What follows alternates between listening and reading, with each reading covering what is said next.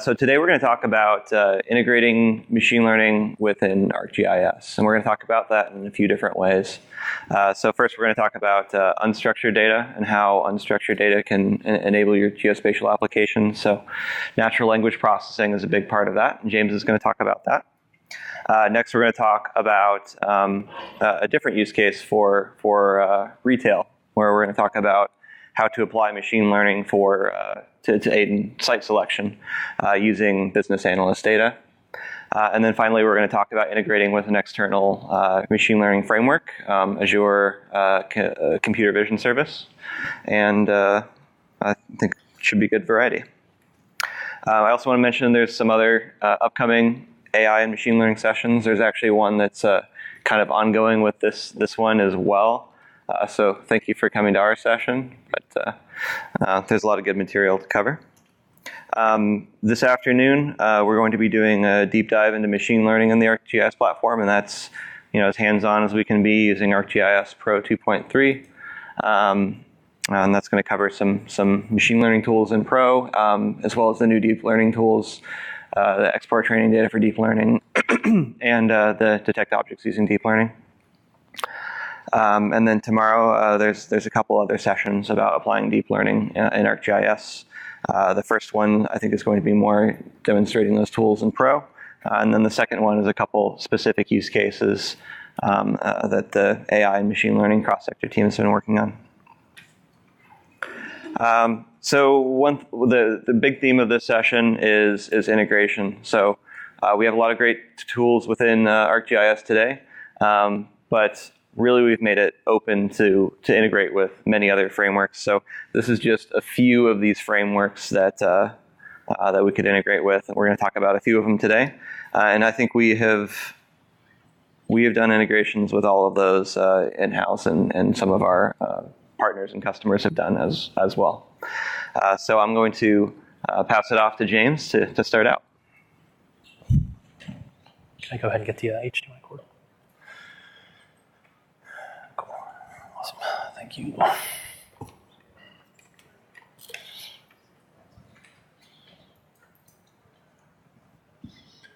right. Good morning. So I'm James Jones. I'm a solution engineer predominantly working with our national government customers. So what we kind of wanted to start off with was talking about unstructured data, integrating that into your workflows, and also using natural language processing. So let's go ahead and dive into it.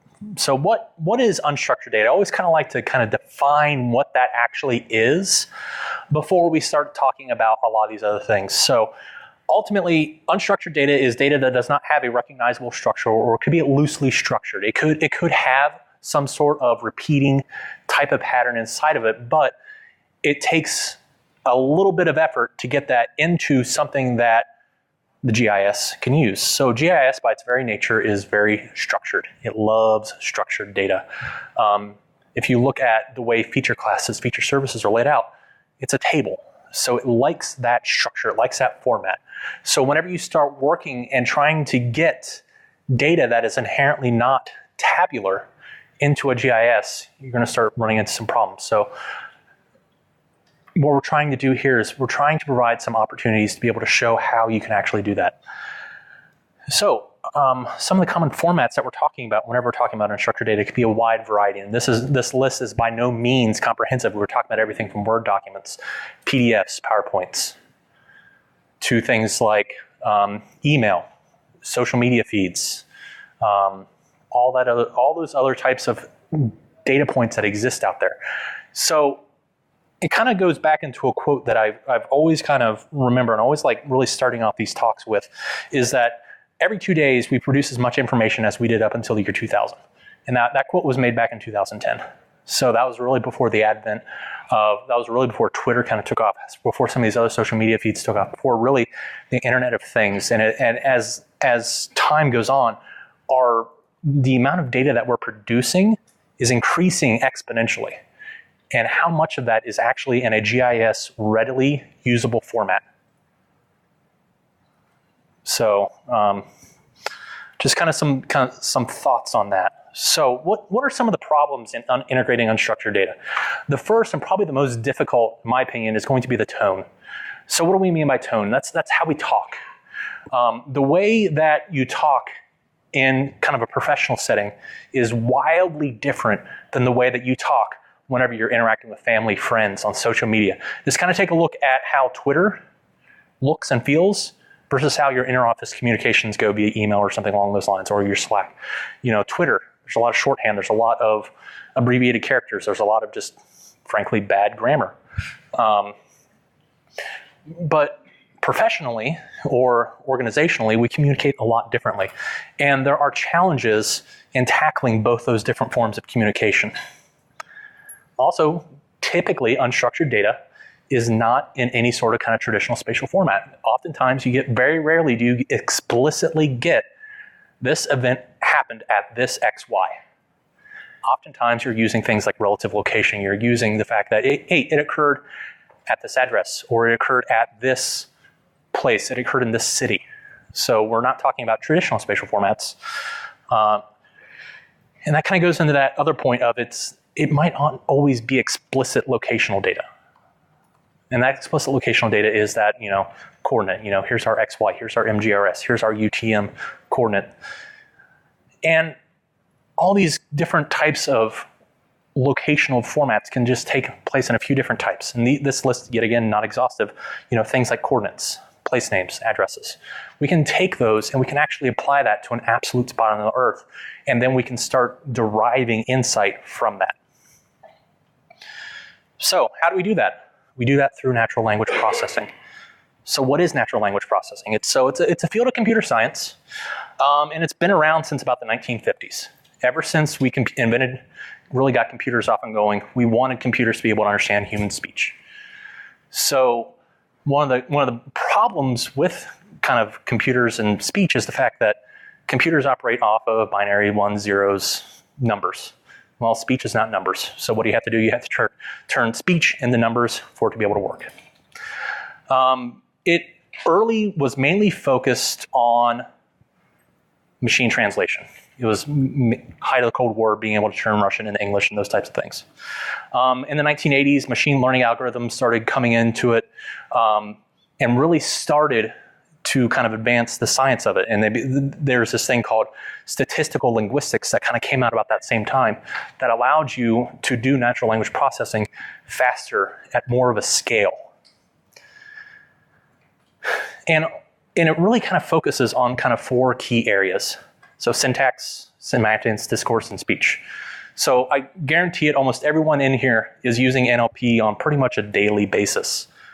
So if you have something like a smartphone, if you use Microsoft Office, if you're working off the internet in some way, shape, or form, you're using natural language processing oftentimes in ways that you probably don't really realize or know that you're really using it. So real quick, some of the main fields of NLP that kind of exist out there, I've kind of already laid some of those out, but some of the ones with the stars or the asterisks are ones that are of specific interest in how we've taken and started going into an integration with ArcGIS. So things like machine translation, things like named entity recognition, sometimes also known as entity extraction. Optical character recognition, so OCR, so the ability to take an image and extract text out of that image and then being able to do something with it. Also things like sentiment analysis, those other things. Those are all kind of fields of NLP that kind of exist out there. We're not typically doing too much yet with, the whole speech to text, text to speech type of things quite yet, but those are always interesting points that we've always kind of taken a look at, seeing what we can do. So how do we kind of take the approach to integrating NLP? So there are numerous third-party resources that exist out there. So you have things such as open source libraries, things like TextBlob, NLTK. You can even use deep learning frameworks such as PyTorch, TensorFlow, those things to do actual NLP work. You can use proprietary modules such as NetOwl, Basis Technologies. There's a few exist out there. And then finally, you got things as a service. So Microsoft Cognitive Services has a fantastic text API that you can leverage today. Works really fast. If you're interested in that, please let me know. And we take a kind of whatever works for your specific situation, we can integrate with it and bring that into the ArcGIS platform. And what are we specifically working with? We're specifically working with those named entities. Specifically, we're looking at place names and all those other types of things that might be able to be extracted out of that text and be able to be either geocoded or some other way that we can actually spatially recognize that. So some of the way that some of these NLP kind of providers organize their data is you have to apply some sort of structure to that unstructured data to really be able to get it to work. So in the way that they do that is they organize their data into something called an ontology. So each organization or each kind of provider has a different ontology that they'll apply. And you just kind of have to work with it, kind of understand how they're actually organizing their data and how they're labeling their data to be able to take that and apply it and be able to integrate it into your process.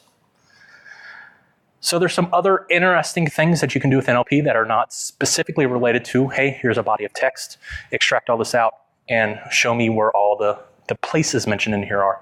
That, kind of enriching some of your data, doing things like topic extraction, noun, verb, phrase extraction, those types of things. And I'll talk more about that here in a minute. So I've been talking a little bit about entities and relationships, and I kind of want to briefly go through what exactly are we talking about whenever we're talking about some of the things that you can extract and bring into your GIS. So whenever we're dealing with this, we have entities. So entities are just things that exist inside of your document. So inside of here, inside of this document, I won't actually read the document to you, but I'll highlight some things that are interesting on here that we can actually take. So we do have spatial entities. Those are going to kind of highlight there in the red. So things like Saudi Arabia, things like an address, things like a specific coordinate, things like a government in Yemen. You also have a relative location. And really depending upon your NLP provider, they can actually take things like relative locations and apply that to a specific place on the earth.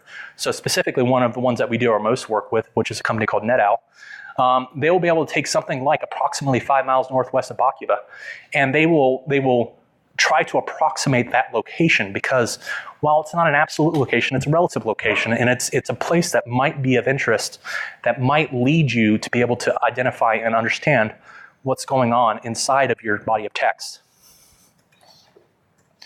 You also have non-spatial entities. So these typically can be things like people, organizations, titles, or groups, dates, items, things. But these non-spatial entities can be actually related to spatial entities. And you can create linkages based off those, and you can actually analyze those relationships. So inside of those linkages, you can have things like Osama bin Laden was from Saudi Arabia. He has a linkage to Saudi Arabia. You can actually take that and be able to analyze that. The US Embassy was in Kenya. There's a relationship there. And you're taking a non-spatial thing, which is an organization, which is the US Embassy in Kenya, and you're tying it to a place. And then you also have events. So events are kind of really key because there are specific points in time that you can then go back through and kind of do some of that spatiotemporal analysis and really kind of do some interesting analysis of later on. So what are some of the possible use cases of unstructured data? So the first and probably the most obvious is, being able to take a body of text and extracting out all of those place names, whatever they might be, taking out all the spatial entities and applying those and seeing where those kind of fall on a map. And I'll show you an example of that here in a minute.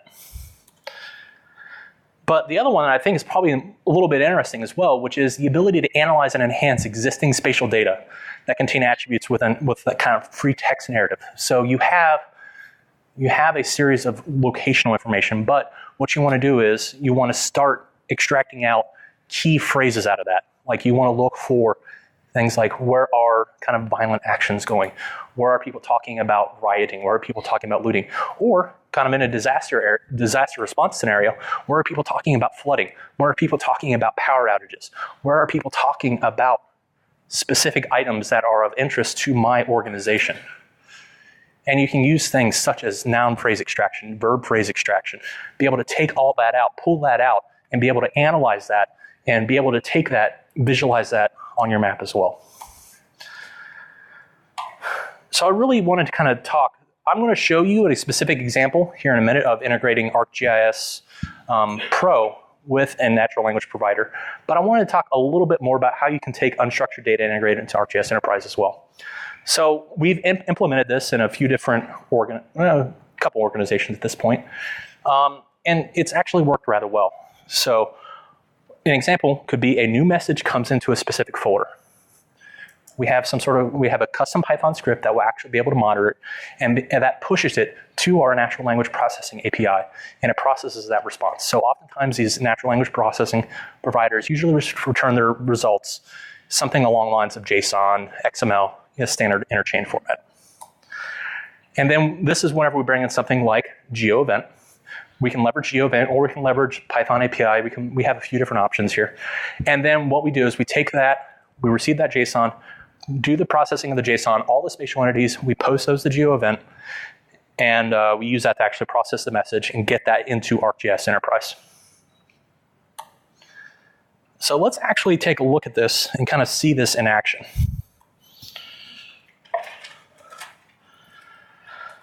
So what I actually have here is I have a folder with just a variety of different documents. So some of these are kind of standard formats. We have IIRs, which is intelligent. Oh, they are. Wow, how did that happen? Thank you for pointing that out. I would have just gone off the rails there.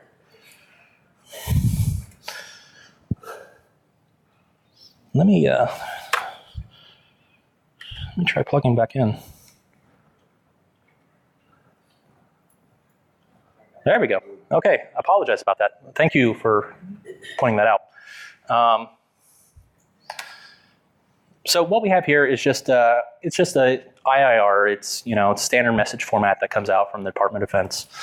These are all been declassified. These are all actually from back around the time of the Gulf War. It does have some information in here. It does have some coordinates, stuff like that. But what we did is we went in and we built a tool that leverages one of our partners. So NetOwl specifically, fantastic NLP provider. And we've actually went through and we did some processing of these documents. So we were able to take each one of these documents, be able to post it to the API, and then we were able to do afterwards, while inside of your ArcGIS Pro environment, take the responses of those, be able to plot those, not just the spatial entities, but also build some relationship classes and everything else along those lines.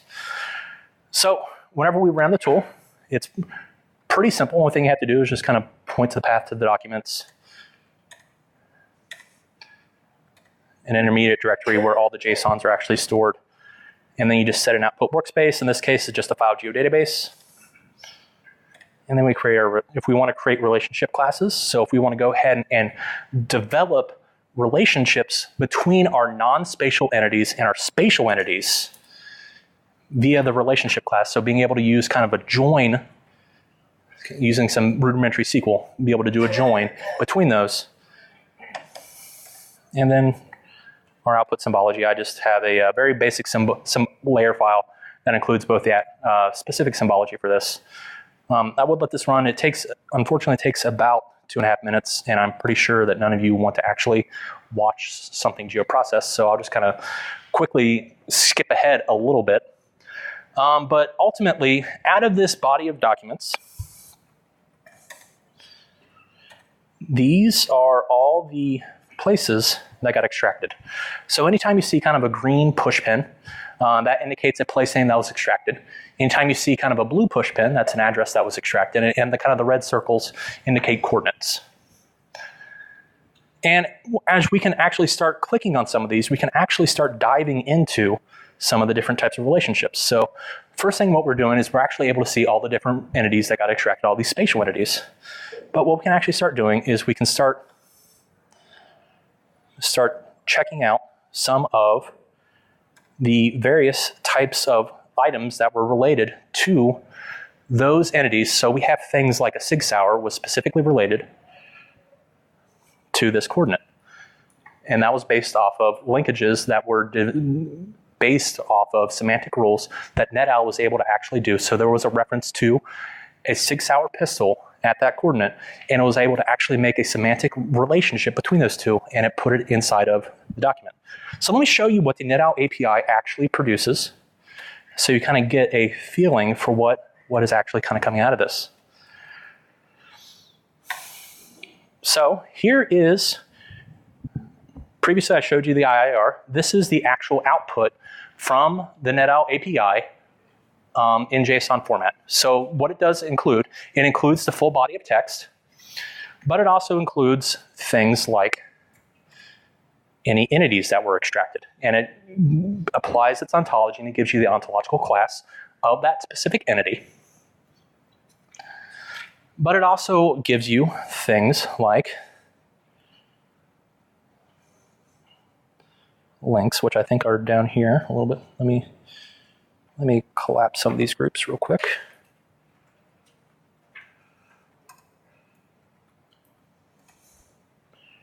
Collapse, there we go. So it also gives you the linkages. So it tells you which entities are actually specifically related to each other. And then it also gives you any events that might have been extracted as well. So some of the great things about the NetOwl API is if it does find a spatial entity, it also goes ahead and geocodes it. They use the place names, kind of the general geo names that you might find out on the open internet. But it doesn't do things like addresses and everything else like that. That's where we kind of come in. We bring in, we geocode those addresses. But it's a pretty powerful API. It's fast, it's robust, it's enterprise scale, and ultimately, we as Esri are doing significant amounts of integration with them. We're worked across them across a few different government customers right now, doing some kind of pretty powerful integrations. And with that, I will go ahead and turn it over to Daniel. I will be sticking around if you have any questions, but other than that, thank you.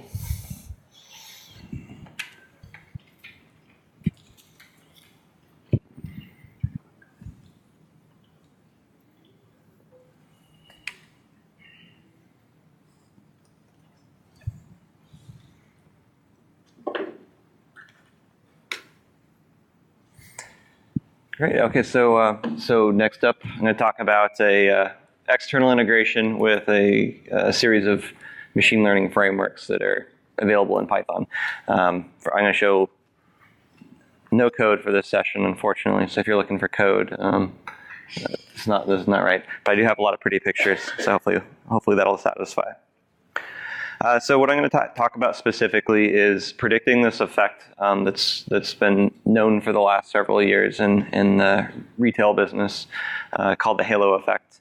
And that's basically the impact that a physical store has on other sales channels, such as online sales. And that's what we're going to investigate in this case.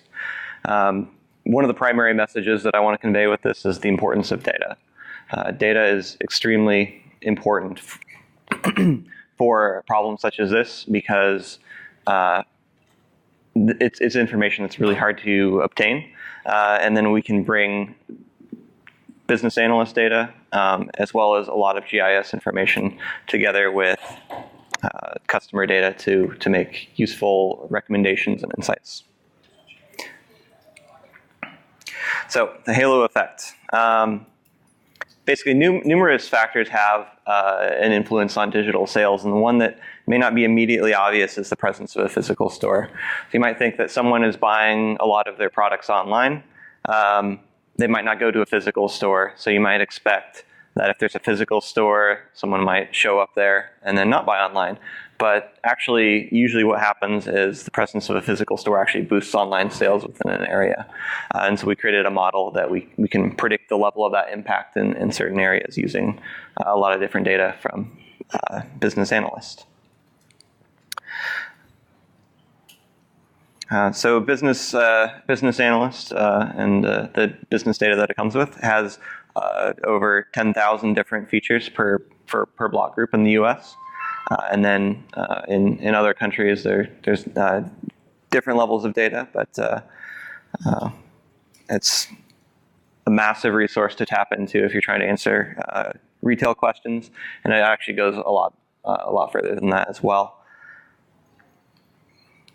So the model that we're working with here is taking the data that we provide, this business analyst data, and then bringing that together with customer data. That's previous sales values, store locations, and any other information that we have. We run that through a series of machine learning models, and then this gives us the ability to predict various things about the sales performance. So let me start off with a couple of plots here. So the plot on the left is the total sales versus the number of houses in that zip code, and you can see if we fit a trend line to it, it's a power law fit. So it's just a multiplier on an exponent of the total housing units. You can see that for low values, it fits really well. And then as you start to get higher in sales values, it spreads out, and we really can't say much about that. So what we want to do is use additional data to bring that error rate down. The plot on the right is the same thing, but it's on a log-log scale. So when you plot a power law relationship on a log-log scale, it looks like a line, which is a good diagnostic that we can look at when we're fitting this model, so that we know kind of what our starting point is and what that baseline is. If I do this power law fit using the popular SciPy Python library, we actually get an R-squared of about 0.6, which kind of surprised me a little bit. It doesn't even look that great, but I think we can do a lot better if we add in quite a bit more data and use the power of spatial machine learning. So there's a whole bunch of other variables. As I said, there's about 10,000. We selected around 800 different variables for this particular customer. I'm just showing some of the relationships here. So the customer we were talking to was a clothing retailer. So we chose to include the count of clothing stores within that zip code as one of our metrics for online sales performance. There's a market potential in clothing and accessories, and then various demographics variables, and you name it, we included quite a few. Those, while being fixed to a spatial location, aren't spatial in nature. And what we found is what we want to, if we want to measure the impact that a physical store has on a specific zip code, we need to take into account how close everything is to where that store would be. So the map that you see here is colored by the distance to the nearest store. And you can see the plot on the right shows that as the distance goes to 0, we see, in general, higher values of sales. Now, it's not a one-to-one relationship. That's not the only variable we're looking at. It's the combination of all of this information together that really gives us the model to do this. One thing I want to draw your attention to is distance can be measured in many different ways.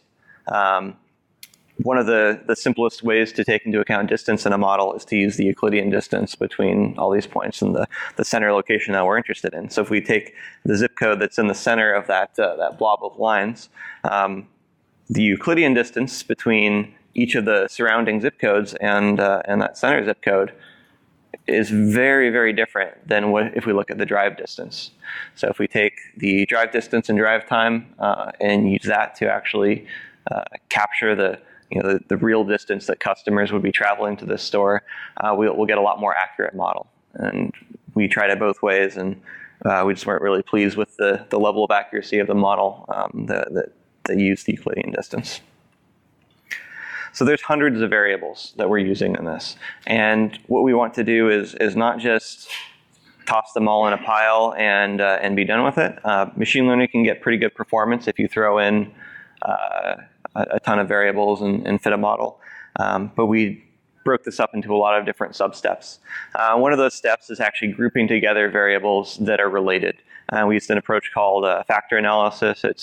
It's related to basically combining these variables that are related. So you could say certain populations from age 45 to 50 are probably pretty closely related to the population from 55 to or 50 to 55, right? They're not independent variables, and using an approach like factor analysis allows us to eliminate those relationships and just focus on a smaller subset of data that we can use to fit the model.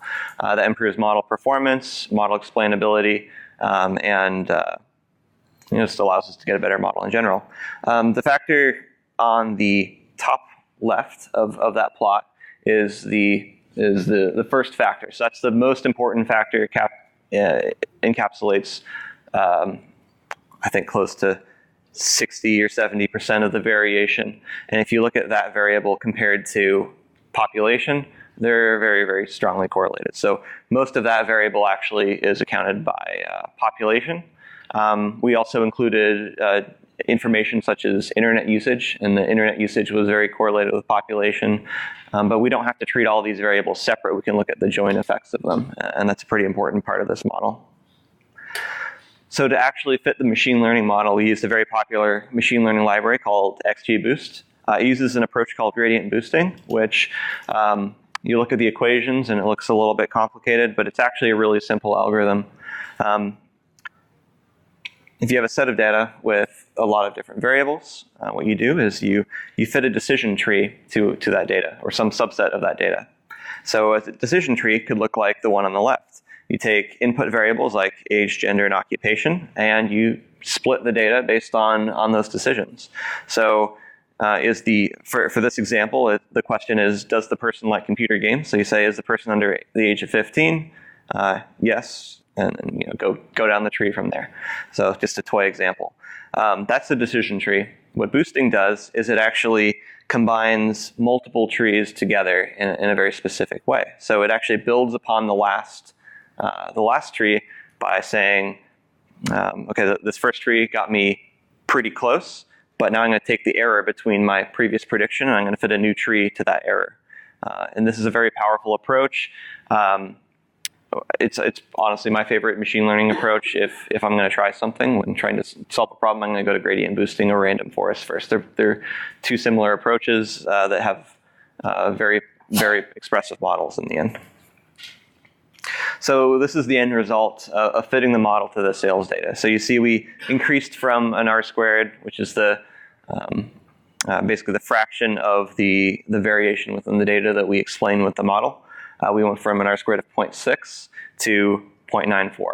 So that's a massive improvement by including this extra data, taking a little bit of care in the feature engineering, and specifically those spatial features, because in the end, that's what we want to use to actually apply this model to the real world.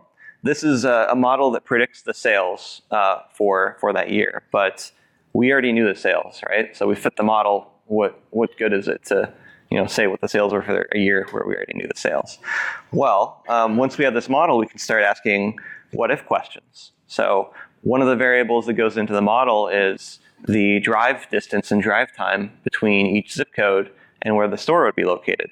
So what I can do is I can say, what would happen if I put a store at this zip code? And that changes the cumulative drive distance between a large number of zip codes in that specific location. Specifically, if I put a store within that zip code, the drive distance is 0. If I put it at the centroid, and I'm doing the centroid to centroid distance, the drive distance is now 0, and that changes the expected value of the online sales. When I accumulate the increase in sales from all the surrounding zip codes, you get something that looks like this. So the dots represent the store locations where they currently are, and the color of the zip code represents the impact of all of the surrounding zip codes for that individual zip code if I put a store at that location. So what we can see here is that both Baltimore and Philadelphia might be underserved markets for this retailer, but Philadelphia seems like the hot spot. So we're actually showing a very, very large increase in expected increase in online sales by this model in Philadelphia. And so a lot of those zip codes in the area would be a good place to put it in a store. Now, this only gets us part of the way there, and this would be something that you'd use to now inform traditional site selection approaches. So rather than looking at just the best zip code, maybe there's not an available site to actually open your store. So this is really just the first step in that process. We think it really can help a lot of retailers, and our customers, it's an ongoing conversation with them, but they've been pretty happy with the results so far. That's all I have.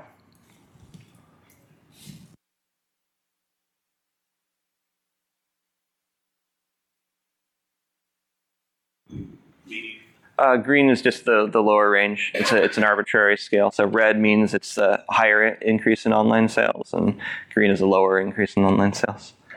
Sorry, the question is what do the colors represent on the map?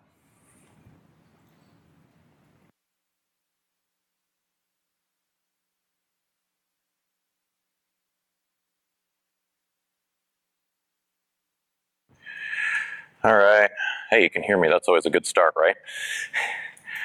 Excellent. So starting off, I'll completely fall on my sword. I have the wonderful privilege of working with Daniel every day.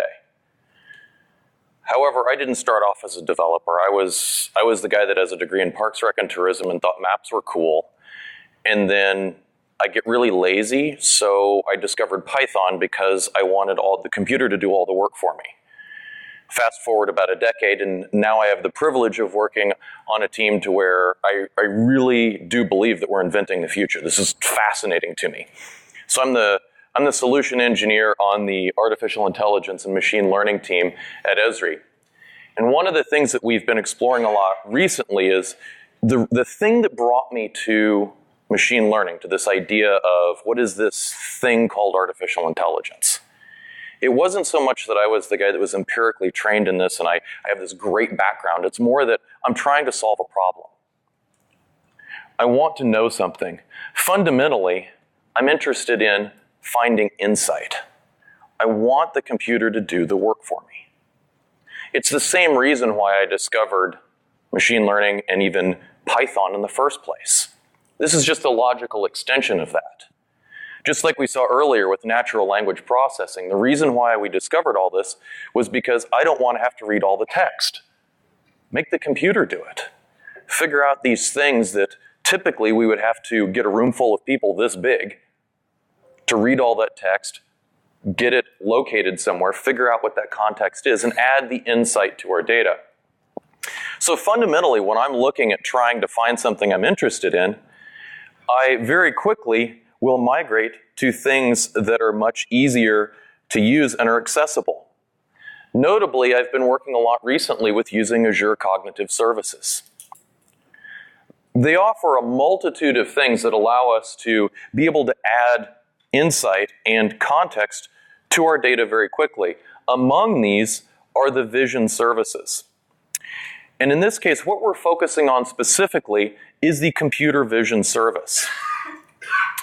Now, with this, it's fairly straightforward what this does. It allows us to be able to hand it an image, and it tells us what's in that image. This is very straightforward, and this is a starting point. We're using this as an integration pattern to where we can add insight to our data very quickly. So what we're able to do is we hand an image to this, and it gives us a bunch of tags back. And then we can figure out whether or not it matches the thing we're looking for. So fundamentally, at a low level, this is fairly straightforward. But what we want to do is we want to seamlessly add insight to data that's coming in. And in many cases, this data can even be crowdsourced. We can hand this idea of collecting data at a large scale very quickly. We can use something that is available to us right out of the box, which is Survey 123. And Survey 123 has this really interesting capability to work with data and automatically grab that image. And in this case, what I'm using as the example is we want to find bicycles. Why did I use bicycles? Well, it's something easy and nobody gets annoyed with me if I tell you I'm finding a bicycle. One of the original suggestions was to find bunnies, but I like bicycles better. So we're finding bicycles. And so when you just use Survey 123 by itself, it just hands this off, it gives it to ArcGIS Online, you have a point on the map and you have an image. But you don't know what's in that image yet. You could look at it, or you can add that insight to it automatically using Azure Computer Vision. And Daniel had to correct me earlier, so I actually got it right that time. I had to think about it. What we're doing is we're using an Azure function. And like I told you, I didn't spend my career in college in computer science. I was a Parks, Rec, and Tourism major, right?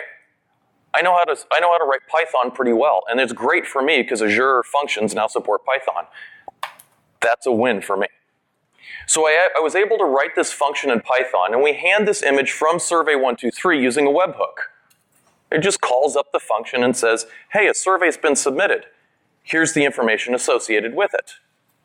It's just a JSON message. It's pretty straightforward. And from there, it hands this off to computer vision, and computer vision looks at it just like we were talking about earlier. It figures out what's in it and adds some tags to it. This is a thing that is extremely flexible about this paradigm. Sure, we're using computer vision in this case. But Daniel and I could partner up. Daniel could build a really powerful model. We can drop that right in with minimal effort. We can do anything we want with this paradigm. But in this case, we're using computer vision. Computer vision hands back the response. It's just a little bit of JSON. It says, hey, I found something, and this is what I found, and here's the tags. In our case, we figure out, is there a bicycle in it? And then, because we're using Python, we just take advantage of the Python API, update the feature, and now we have all this information added. Now, how did we set this up? How did we get this all put together? Well, the way that we went about doing this was we started working with Survey123. We just simply set up a survey. This isn't a really complex process. We just built it. How many people in the room have worked with Survey123 before? Show of hands. Fair number of people are familiar with it, right? When you set up Survey123, it sets up a feature service for you automatically. And then for whatever questions that you decide you want to collect, when you're designing your survey, it just populates these in a feature service. They become columns in the table. In this case, I'm doing this really, really simple. All we do is we capture the location and a photo. We made it easy. You can collect as much stuff as you want to, though. When you're done, though, what I did was I went and took another step. I went into this feature service that had been created, and in this case, we're using ArcGIS Online, so we did this all using ArcGIS Online. But in this case, we used ArcGIS Online, and I added a couple more columns. I said, I want to know what tags are coming back so I can compare my results. But I also just have a Boolean field for, did I find a bicycle or not? And so what's nice about this is we now have this information that we can add. We can add this insight, this context to our photos automatically. And when it gets sent, what we do is we eventually view this thing in a dashboard. And we're actually playing with this morning. And because Daniel has an interesting sense of humor, we found some rather fascinating things that are still falling into the category of bicycles. That one happens not to be one, but the one that I thought was particularly interesting was a rather unique bicycle that Daniel found. I think this is it. He found this one by searching Google this morning for us. This is an extremely unique bicycle that Daniel found. And I think we ought to get him a bicycle like this to ride to work every day. But what we were able to do is we were able to report on this. And incidentally, I use this as a demonstration quite a bit. That QR code right there, you can take a photo of that with your phone. It'll open it up in the browser, and you can try submitting stuff yourself and see if the dashboard updates. But what we did with this is now we're viewing this. So we have this end-to-end workflow. Fundamentally, though, when we get down to how did we actually create this, there's one thing that is really handy to be aware of. Now, I already submitted this survey, and although it's a little bit difficult to see, I opened up the inspector window, and there's for a very specific reason. When you're looking at the survey, there's something that really tripped me up for a long time when I built this. I got the actual logic working in an afternoon. It took me about another 2 or 3 weeks of talking to people who are real web developers to figure out why it wasn't working. How many of the people in the room are web developers. Okay, you would have been able to figure this out in about 5 minutes. I didn't know it, all right? Cores. How many people in the room like dealing with cores? Yeah, I saw somebody back there almost put a hole through the wall with his head. Yeah, I figured that would be the response. What happens here is ultimately you have to be able to handle the options request that the browser makes. This first request you're looking at that has a 200 status that comes back, you have to structure that when you are building the function such that it returns back these response headers. Notice specifically the ones that I want to draw your attention to. All of them that start with the words access control. If you have ever seen a presentation by Ishmael, you can thank him for finally illustrating this for me. He was the one that helped me figure this out one afternoon. But what you have to do is to be able to structure that, because ultimately what you're interested in is this request payload that gets sent that has all the information about the feature that just got submitted.